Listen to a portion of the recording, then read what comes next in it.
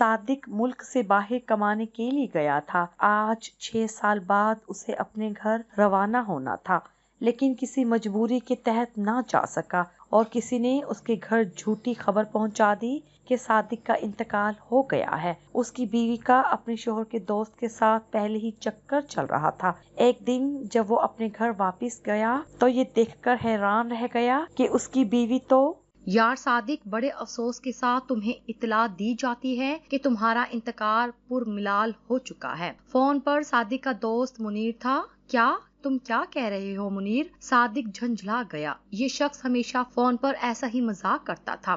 یہ کہہ رہا ہوں کہ تمہارے گھر سے ٹیلی گرام آیا ہے، وہاں تمہارے مرنے کی اطلاع پہنچ چکی ہے۔ وہ جو کل طیارہ گرا ہے نا، اس میں تم مر چکے ہو۔ اب ٹی وی پر فلمیں دیکھنا چھوڑو اور مٹی میں ملنے کو تیار ہو جاؤ۔ منیر نے کھٹ سے فون رکھ دیا۔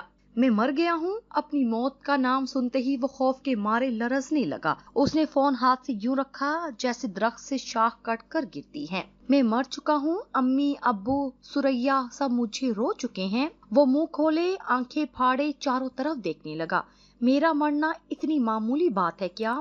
اس نے جب بھی اپنی موت کا تصور کیا تو زمین و آسمان اپنی جگہ ہل گئے تھے، پوری کائنات تہ و بالا ہو گئی تھی۔ ابھی تک وہ کتنا خوش تھا، وہ جس طیارے سے انڈیا جانے والا تھا وہ گر گیا اور خوش قسمتی سے صادق اس میں سوار نہیں ہوا تھا۔ موت اس کے سر پر سے گزر چکی تھی۔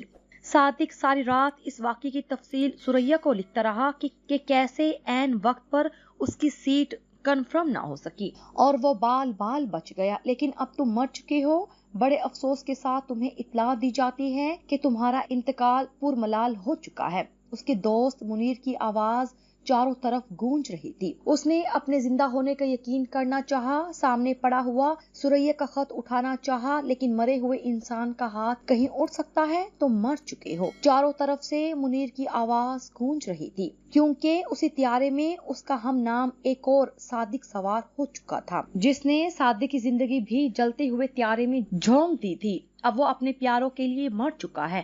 اس بات کا یقین نہ کرنے کے لیے کیا رہ گیا؟ یہ امریکن سینٹ کی 7,000 ریال کمانے والا جفاکش بدن، سریا کی محبت میں سرشار دل، ان سب کو لوگ مٹی میں ملا چکے ہیں۔ صادق گھبراہٹ کے مارے کانپنے لگا۔ غلطی میری ہے، میں نے سریا کو لکھا تھا کہ میں 25 تاریخ کو آ رہا ہوں، مگر سیٹ کنفرم نہیں ہوئی ہے۔ مجھے فوراً دوسرا خط بھیجنا چاہیے تھا۔ ذرا سی غلطی کیا ہوئی کہ لوگوں نے مجھے مار ڈالا۔ پہلے میری موت کی تصدیق تو کر لیتے۔ اور اس منیر کو دیکھو، میرا مذاق اڑا رہا ہے۔ گھر میں کیسا کہرام مچا ہوگا۔ اس نے لرز کے سوچا، ابا دل کے مریض ہیں، امی کو ہائی بلڈ پریشر ہے، اور سریا، آج سریا تو غم کے مارے پاگل ہو گئی ہوگی۔ سریا کو حاصل کرنے کے لیے اس نے 5 سال تک اس کے باپ کی خوشامد کی تھی، اور پھر اپنے نام کے ساتھ کلرکی کا داغ مٹانے کے لیے وہ گھر سے اتنی دور آ گیا تھا۔ ماں باپ، بیوی بچوں کو چھوڑ کر صحرا میں اکیلا ریت کے ذرے کی طرح تپ رہا تھا۔ دوزخ کی طرح بھڑکتی ہوئی لوہے کی بھٹی میں وہ دن بھر کام کر کے نکلتا تو چہرہ سرخ ہو جاتا تھا، ہاتھ پاؤں کانپتے تھے، رات دوسری دوزخ میں گزارنا پڑتی۔ عرب کی جان لیوا گرمی میں وہ ریت کے اوپر ٹینٹ کے نیچے ساری رات گزار دیتا تھا۔ اپنے خاندان کو سکھ کی چھاؤں میں بٹھانے کے لیے وہ سوتے جاگتے ان دنوں کے خواب دیکھا کرتا تھا جب سریا اس کے ساتھ ہوگی اور دونوں بچے اس کی گود میں بیٹھے ہوں گے۔ وہ اپنے گھر میں فوم کے گدے پر پنکھے کے نیچے لیٹا ہوگا۔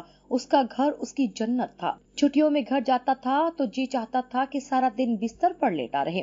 چھٹیاں ختم ہونے کے خیال سے جی گھبراتا تھا۔ 1 ہفتے کی چھٹی اور بڑھا لوں گا، وہ خوش ہو کر سریا سے کہتا۔ کتنی تنخواہ کٹ جائے گی؟ سریا گھبرا کر پوچھتی۔ کٹنے دو، تمہیں اور بچوں کو چھوڑ کر جانے کو جی نہیں چاہتا، وہ مننے کو باہوں میں بھیج کر کہتا۔ اب سریا بیوہ ہو گئی ہے، میں اس کے لیے مر گیا ہوں۔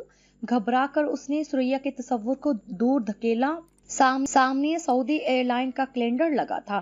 جدہ ایئرپورٹ کی شاندار عمارت اندھیرے میں جگمگا رہی تھی۔ یہ روشنیاں آج ہر نوجوان کے خوابوں میں جلملاتی ہیں۔ صادق نے بھی 6 برس تک دھکے کھائے تھے یہاں پہنچنے کے لیے۔ نوکری دلانے کے لیے ایجنٹوں نے چکمے دیے، عزیز رشتہ داروں نے برسوں نوکری دلانے کے بہانے اپنے آگے جھکائے رکھا۔ سریا نے دن رات غریبی کے تانوں سے کلیجہ چھلنی کیا۔ اماں ابا کو اس سے بڑھ کر کوئی ناخلف نظر نہیں آتا تھا۔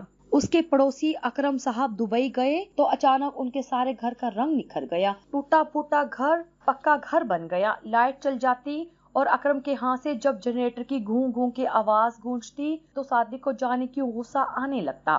ان کے ہاں گرائنڈر پر بادام پیسے جاتے تو اماں کی کمزوری بڑھ جاتی.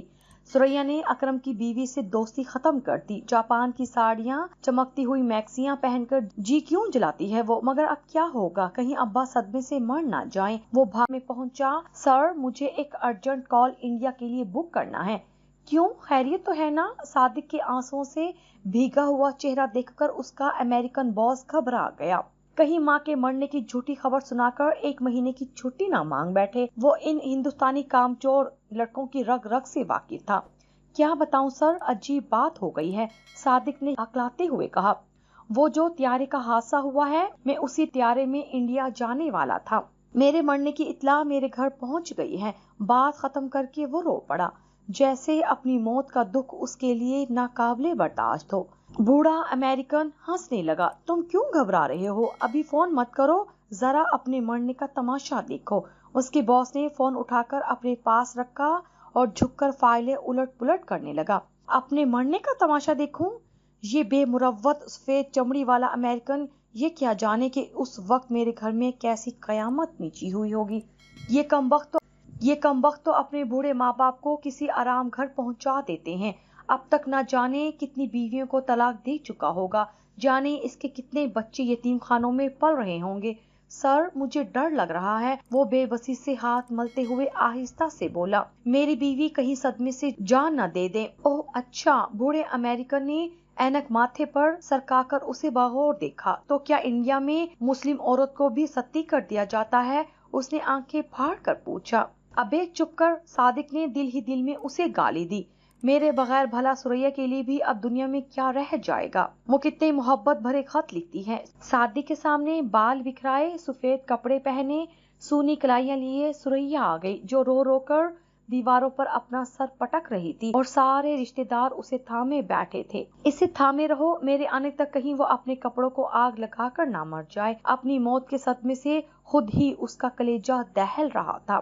اب اپنی ہری پیلی نیلی ساڑیاں, زیور, میک اپ کا سامان جلا چکی ہوگی. ابا کو کسی طرح ہوش نہ آ رہا ہوگا. صادق گھبرا کر پھر ٹیلی فون کی طرف بھاگا, مگر انڈیا کی لائن نہیں ملی. اپنے مرنے کا تماشا دیکھو.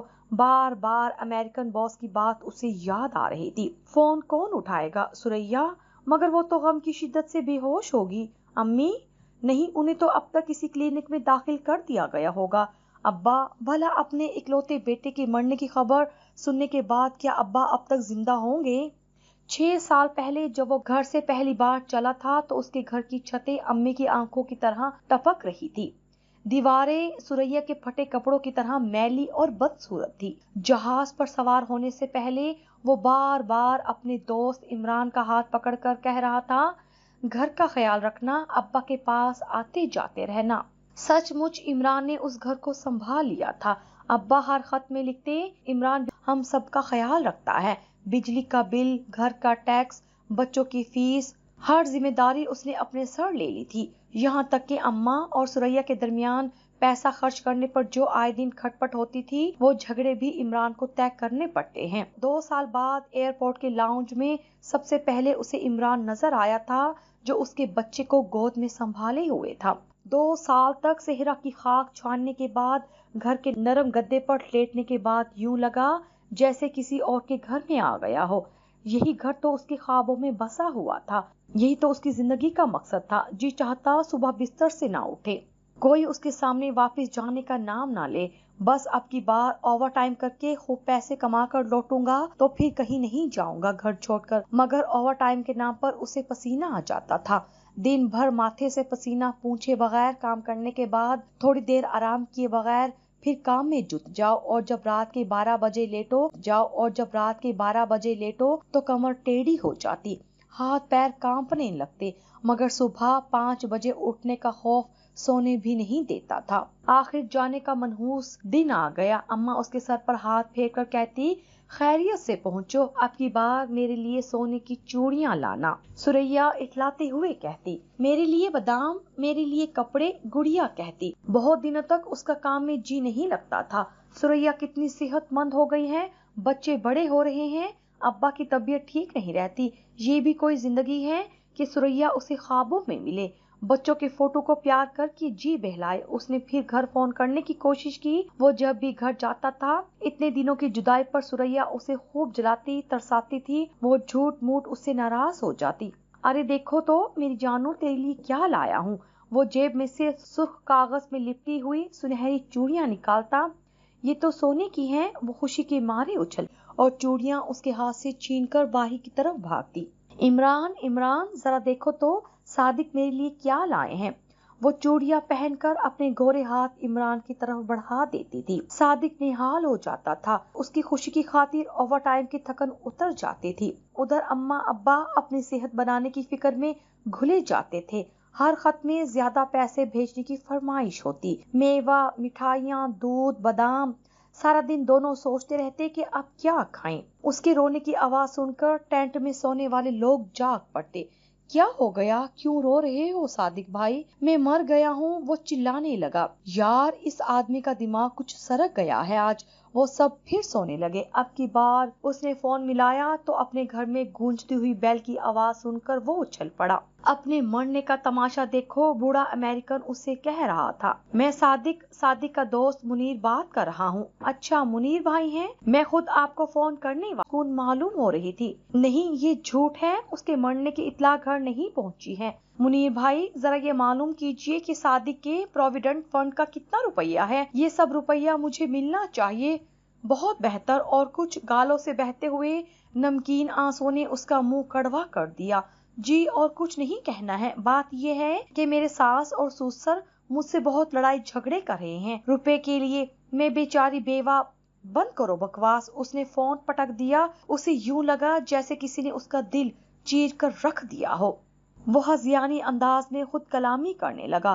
खुद गर्ज मक्कार औरत मुझसे मोहब्बत का नाटक खेलती रही, मेरे माँ बाप को बदनाम कर रही है। क्या मेरी लाश के सामने बैठकर अम्मा अब्बा मेरे रुपयों को याद कर सकते हैं? उस औरत को अब तलाक देनी होगी। अभी अब्बा से बात करता हूँ। गुस्से के मारे उसकी सांस फूल रही थी, हाथ पांव कांप रहे थे। उसने दोबारा फोन मिलाया।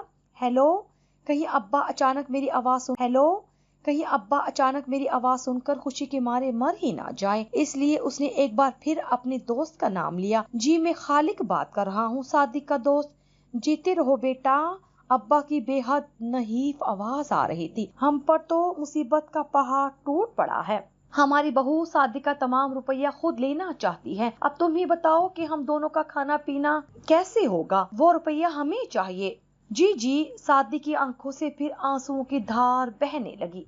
पैसे, रुपया, दौलत। उसने होंठ दांतों से काटे।